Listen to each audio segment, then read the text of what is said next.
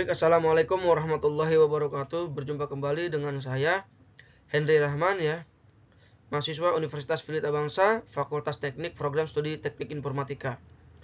Sebelumnya, apa kabar teman-teman semua? Semoga kita semua selalu diberikan kesehatan, kemudahan, kelancaran dalam hal apapun itu. Ya, oke. Pada kesempatan kali ini, saya akan membahas terkait materi peta Carnot lanjutan ya. Peta Carnot lanjutan. Nah, di sini materi menjadi pertemuan ke-10 ya dalam mata kuliah saya di semester 2 ini ya, dalam mata kuliah Logika Informatika. Nah, di sini akan saya bahas terkait materi dan soalnya ya. Kebetulan ini menjadi tugas di pertemuan ke-10 saya. Nah, seperti apa itu peta Carnot lanjutannya akan kita bahas bersama-sama ya teman-teman. Tidak panjang lebar, marilah kita bahas ya untuk peta Carnot ini. Oke, baik teman-teman ya, kita langsung saja bahas ya. Karena di video sebelumnya kita sudah membahas terkait peta Carnot ya. Nah, di sini untuk yang selanjutnya ya, video ini peta Carnot lanjutan ya. Nah, kita akan ulas kembali pengertian peta Carnotnya. Nah, di sini ya yang pertama ya, suatu tabel dengan jalur vertikal dan horizontal yang berisi variasi variabel yang membentuk logika. Nah, yang kedua merupakan alat untuk mentransformasikan ya tabel ke bentuk sirkuit logika yang paling sederhana atau jumlah input yang paling sedikit. Itu ya, teman-teman. Nah, selanjutnya struktur peta Carnotnya ya. Nah, ini pun sudah kita bahas ya. Untuk mengingat kembali ya, nggak apa-apa. Saya jelaskan ya. Di sini yang pertama yaitu peta Carnot berbentuk matriks 2 dimensi ya, yang terdiri dari kotak-kotak yang mewakili kombinasi input. Nah, lalu yang kedua, jumlah baris dan kolom dalam matriks ditentukan oleh jumlah variabel input ya dalam fungsi logika. Nah, jadi struktur peta Carnotnya seperti ini ya, teman-teman. Nah, lanjut. Nah, di sini representasi nilai pada peta Carnot. Nah, untuk mengingatnya ya, di sini akan saya jelaskan kembali. Nah, di sini setiap kotak pada peta Carnot ya mewakili kombinasi input ya dan nilainya. Nah, ini ya. Nah, lalu yang kedua, biasanya nilai ataupun 0 ya. Ya, di sini false ya atau false ya. Di sini dan 1 bernilai true. Nah, digunakan untuk mewakili nilai logika pada kotak-kotak. Nah, seperti itu. Nah, selanjutnya menggunakan peta Carnot. Nah, di sini ya langkah-langkah umum dalam menggunakan peta Carnot adalah membuat tabel-tabel kebenaran untuk fungsi logika yang akan disederhanakan. Nah, di sini ada 2 poin. Ya, yang pertama, mengelompokkan kotak-kotak pada peta Carnot yang memiliki nilai logika yang sama. Nah, lalu yang kedua, menggabungkan kelompok-kelompok yang saling berdekatan untuk menyederhanakan fungsi logika. Nah, jadi seperti itu ya untuk menggunakan peta Carnotnya, teman-teman. Nah, di sini yang selanjutnya, nah, peta Carnot 4 variabel. Nah, ini soalnya ya, teman-teman. Nah, di sini soal yang akan kita bahas ya. Silakan buat tabel kebenaran untuk 4 variabel ya. Lalu isi peta sesuai nilai pada tabel kebenaran, lalu buat simplikasi peta Carnotnya. Nah, oke. Langsung saja ya kita bahas. Nah, di sini peta Carnot 4 variabel. Nah, untuk membuat peta Carnot 4 variabel yang pertama ya, kita isi tabel kebenaran terlebih dahulu ya, atau kita buat tabel kebenaran terlebih dahulu. Yang pertama ya, di sini kita buat tabel kebenaran 4 variabel. Misalnya ya, yaitu dengan variabel A, B, C dan D ya. Lalu Y adalah sebagai nilai outputnya. Itu ya, teman-teman. Oke, ya, teman-teman. Untuk selanjutnya kita akan membahas terkait soalnya ya. Di sini ada soal peta Carnot 4 variabel. Nah, di sini tabel kebenaran 4 variabel ya. Saya sudah membuatnya dengan 4 variabel, yaitu variabel A, B, C dan D. Ya, dengan Y sebagai outputnya ya, atau nilai output daripada 4 variabel A, B, C dan D. Nah, di sini 2 pangkat 4 sama dengan 16. Nah, 2 ini adalah lambang ataupun notasi ya, ataupun nilai ya, value daripada bilangan biner. Nah, untuk 4 ya atau pangkat 4-nya yaitu adalah 4 variabel yang telah saya gunakan, yaitu variabel A, B, C, dan D. Nah, sama dengan 16. Nah, pada tabel kebenaran ini dan peta Carnot ini ya, baris dan kolomnya berjumlah 16. Nah, jadi demikian. Nah, lalu di sini mengapa demikian ya? Sudah saya buat. Nah, di sini akan kita bahas ya. Nah, di sini ada baris dan kolom yaitu A, B, C, D ya. Nah, di sini ada 00 ya mewakili A bar B bar. Lalu 01 mewakili A bar dan B. Nah, di sini 11 AB ya. 10 A dan B bar. Lalu di sini untuk CD-nya ya 00 mewakili daripada C bar D bar, 01 mewakili daripada C bar D, lalu 11 mewakili daripada CD, lalu 10 mewakili daripada C dan D bar. Nah, selanjutnya mengapa di sini isinya 1011 dan 0011, 1001, 1001. Nah, di sini akan kita bahas ya. Nah, sebelum kita membahasnya ya, kita harus mengetahui value ataupun output pada 4 variabel yang telah ada ya. Nah, di sini kita akan menandai ya, kita akan masukkan value yang bernilai 1 ataupun value yang dengan ataupun nilai 1 ini. Gitu ya. Nah, yang pertama di sini ya, A bar B bar ya. A bar B bar 00, 00 A bar B bar.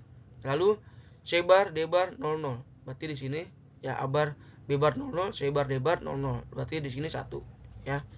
Lalu untuk output yang kedua ya, bernilai 1 di sini yang kedua ya. A bar B bar 00 ya, A bar B bar 00. Lalu di sini C1, nah C1 dan D bar 0. Berarti ini ya. Nah, lalu yang kedua di sini yang ketiga sorry. Nah, A bar B bar, nah A bar B bar, nah A bar B bar 00 ya. Lalu CD 11, CD 11. Nah, jadi ini yang ketiga. Nah, lalu yang keempat ya di sini A bar ya. A bar dan B, A bar dan B 01, A bar dan B, A bar dan B 01 ini ya.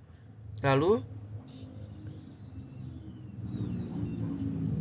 C1 D bar 0, 10 ya.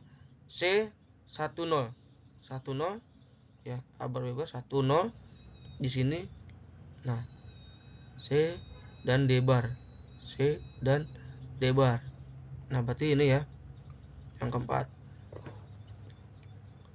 Lalu yang kelima di sini ya, A bar ya, A bar 0 dan B 1. A bar 0 ya, dan B 1. Nah, A bar 0 dan B 1 ini ya. Lalu untuk nah, yang selanjutnya di sini C dan D. Nah, berarti C dan D ini ya, ini yang keempat. Nah, lalu yang selanjutnya ya, ini yang tadi yang kelima maksudnya, sekarang yang keenam ya. Yang keenam di sini A1 B bar 0, A1 dan B bar 0. Berarti ini ya. Lalu C bar D bar 00. Nah, ini ya. Berarti ini yang ke-6. Lalu untuk yang ke-7 di sini ya.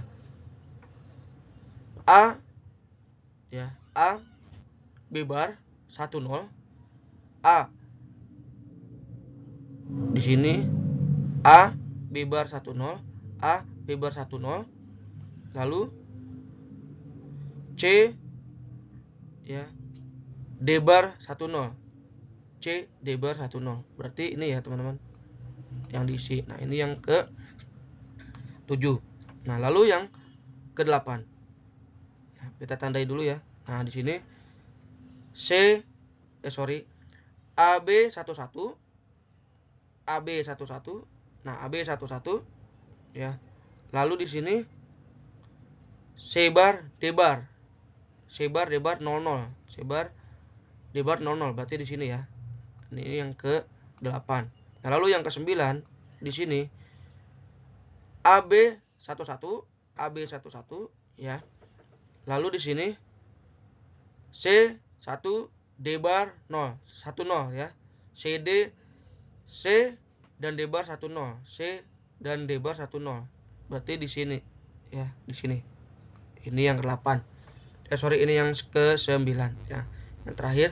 Nah, jadi seperti ini cara mengisi pada peta kernotnya ya. Lalu yang sisanya di sini ya, kita isi dengan 0 ya.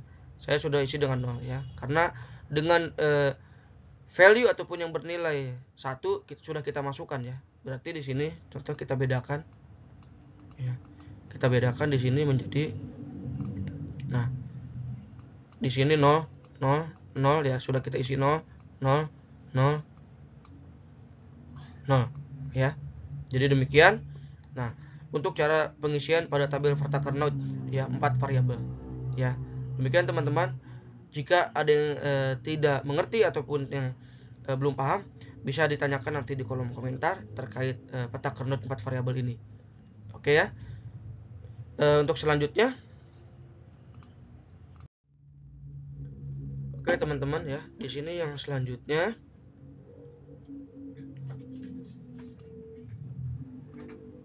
nah ya, di sini penjelasan ya, penjelasan terhadap peta kernot 4 variabel yang telah saya buat ya. Jadi demikian untuk penjelasannya teman-teman. Di sini ya, untuk yang pertama, baris dan kolom peta kernot ya diatur berdasarkan kombinasi variabel AB dan CD ya, yang tadi telah kita bahas. Lalu yang kedua, nilai di setiap sel peta kernot ya adalah nilai output Y dari tabel kebenaran untuk kombinasi A, B, C, dan D yang sesuai. Nah, jadi demikian teman-teman ya untuk pengertian dalam materi ataupun soal ya yang telah kita bahas ini, 4 variabel ya, ataupun peta kernot 4 variabel. Jadi demikian untuk penjelasannya. Oke, baik ya teman-teman ya. Di sini selanjutnya kita akan menjelaskan, atau saya akan menjelaskan terkait penjelasan ataupun simplikasi pada peta kernot yang telah dibuat tadi ya dengan tabel kebenaran. Nah, di sini jadi ya, simplikasi peta kernotnya adalah sebagai berikut. Nah, di sini untuk yang pertama ya, untuk persamaan yang pertama, maka kita bisa tulis seperti ini. Y sama dengan, nah di sini output yang pertama pada peta kernot ini ada pada kolom dan baris AB, C bar, dan D bar. Lalu ditambah untuk output yang kedua A, B bar, C bar, dan D bar. Nah, sama dengan di sini ya. Kenapa di sini A, C bar, D bar ya. Lalu ditambah A, C bar, D bar. Nah, nanti akan kita bahas ya. Kita jelaskan dulu ini ya. Nah, di sini lalu kita hasilkan setelah sederhanakan di sini A, C bar, D bar.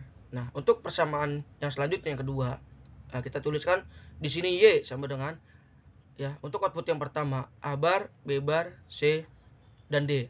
Ditambah A bar untuk output yang kedua ya. Di sini terletak pada kolom dan baris A bar, B, C, dan D. Lalu untuk penyederhanaannya di sini ya sama dengan A bar CD ditambah A bar CD sama dengan A bar CD ya. Mengapa demikian? Nah, nanti kita bahas ya. Nah, lalu untuk persamaan yang ketiga ya di sini ya, maka Y sama dengan ya, output yang pertama pada kolom dan baris ABCD ini ya ada di A bar, B bar, C, dan D bar. Ditambah A bar, B, C, dan D bar. Ditambah A, B, C, dan D bar. Ditambah A, B, B bar, A, B bar, C, dan D bar. Nah, setelah kita sederhanakan lagi di sini menjadi C, D bar, ditambah C, D bar, ditambah C, D bar, ditambah C, D bar. Nah, sama dengan ya, kita sederhanakan lagi menjadi C, D bar. Nah, mengapa demikian? akan kita bahas ya di slide selanjutnya. Oke. Nah, jadi seperti itu ya untuk simplikasi peta Carnot-nya. Nah, kita akan lanjutkan. Nah, di sini ya, di sini untuk simplikasinya. Nah, ketika ya di sini ada variabel yang berbeda atau aljabar boolean ya, ketika ada suatu variabel ataupun nilai yang berbeda pada variabel tersebut, nah maka kita bisa coret seperti ini ya. Tadi kan ada di output yang pertama itu ya, di persamaan yang pertama Y sama dengan A, B, C bar, D bar, ditambah A, B bar, C bar, dan D bar. Nah, maka kita coret yang tidak sama di sini B dan B bar ya. Nah, maka di sini yang menghasilkan A, C bar, D bar. Nah, lalu untuk yang output yang kedua di sini ditambah sama ya, A, C bar, D bar. Nah, maka dari itu di sini menghasilkan setelah kita sederhanakan menjadi A, C bar, dan D bar ya. Nah, menjadi ini ya. Lalu untuk persamaan yang kedua, Y sama dengan ya output yang pertama pada kolom dan baris A, B, C, D yaitu ada pada A bar, B bar, C, D ya, ditambah A bar, B, C, D ya. Nah, di sini ya variabelnya tidak sama, kita coret saja ya. Di sini kita coret saja. Nah, maka setelah kita sederhanakan di sini ya sama dengan menghasilkan A bar CD ditambah A bar CD ya. Nah, kita sederhanakan kembali di sini ya menjadi sama dengan A bar CD. Nah, seperti itu teman-teman. Nah, jadi di sini kita menggunakan proses eliminasi aljabar boolean ya. Nah, di sini untuk persamaan yang ketiga ya Y, maka Y ya sama dengan ya untuk output yang pertama ya yang ada di kolom A, B, C, D ya. Ini ada di kolom A bar dan baris ya. A bar, B bar, C dan D bar ya. Ditambah A bar, B, C ya untuk output kedua nih ya, dan D bar. Lalu ditambah output yang ketiganya ya. Di sini A, B, C dan D bar. Nah, ditambah output yang keempat ya.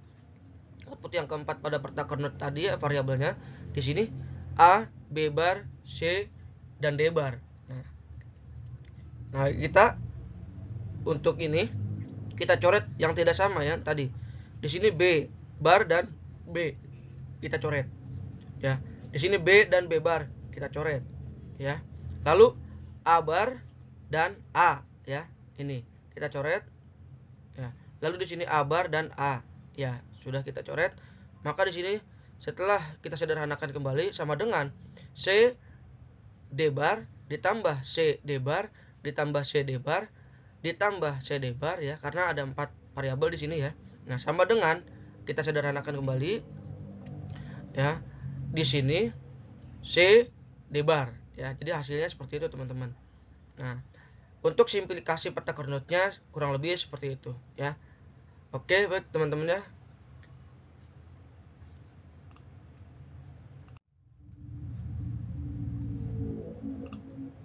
Selanjutnya, sekian dan terima kasih.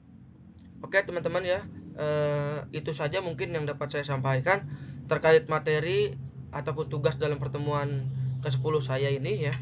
Mudah-mudahan apa yang saya sampaikan ya bisa bermanfaat untuk kita semua ya, khususnya untuk saya pribadi dan umumnya untuk kita semua ya. Untuk kegiatan dalam pembelajaran formal ataupun di luar kampus ataupun sekolah kita. Ya, jadi seperti itu ya kurang lebihnya peta Carnot lanjutannya ya. Dari video sebelumnya sudah kita bahas ya peta Carnot 4 variabel. Nah, ini peta Carnot lanjutan 4 variabel, berikut simplikasinya. Nah, mudah-mudahan bermanfaat ya. Saya ucapkan terima kasih kepada teman-teman ya yang sudah menonton video ini dari awal sampai akhir. Apabila ada kekurangan ataupun kesalahan dalam tutur kata ataupun dalam pembuatan video ini, saya mohon dibukakan pintu maaf yang sebesar-besarnya ya. Mungkin ini saja ya, saya akhiri. Sampai jumpa di video-video saya selanjutnya ya, masih di terkait edukasi pembelajaran ya. Terima kasih banyak, sampai jumpa di lain waktu. Wabillahi taufiq wal hidayah. Wassalamualaikum warahmatullahi wabarakatuh.